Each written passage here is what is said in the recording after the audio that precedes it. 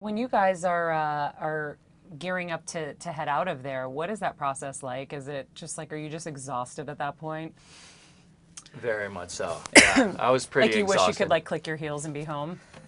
Yeah, yeah. Especially like there was obviously, as you guys saw, some drama that went down. So that was not fun to see going down in the media. So I was just happy to get home and be safe. Yeah, what was that like for you? Because you were hanging out with them just before everything happened that night.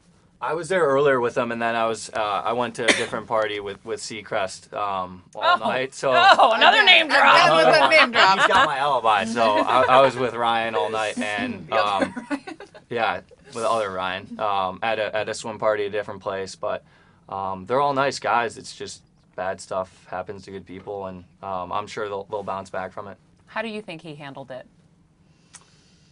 Maya? It could have been better. I think people are pretty forgiving if you just own up to it, and I think it just took too long for him to admit to his mistakes. And it's so sad that it took away from the week that USA Swimming had and the week that was going on during it. Like, there was still so many great performances last week. So I think if we could have just moved on as quickly as possible and asked for forgiveness, I think it would have gone a little bit better. Yeah, Conor, what do you think? Yeah, I think exactly what Maya said. Could have been handled a little better, and it's tough that it took away from some other people that were crushing it at the Olympics, but I'm sure it'll roll over soon. Yeah. Did you guys see his interview with Matt Lauer?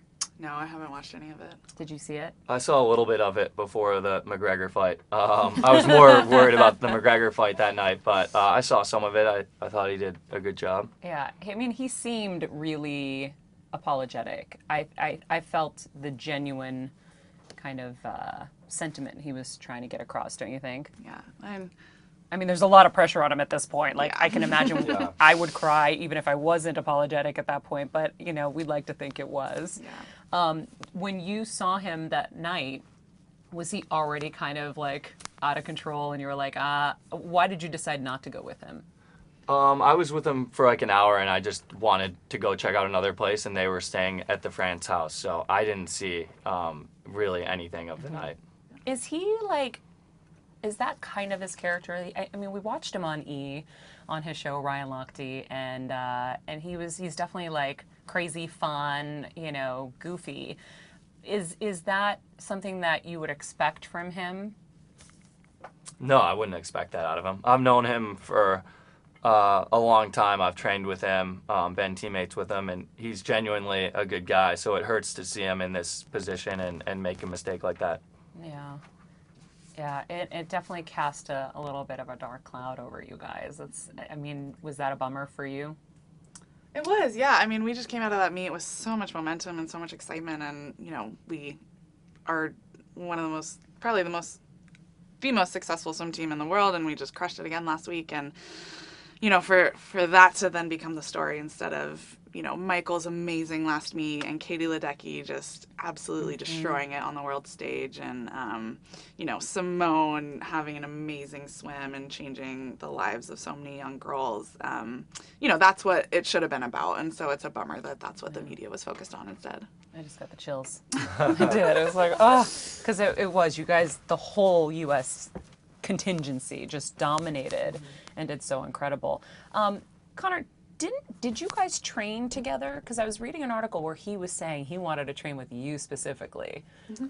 I went to when I walked on at Florida, he was there. So I trained with him at Florida for 4 years. What's that like to have, Ryan Lochte be like, I want to train with you?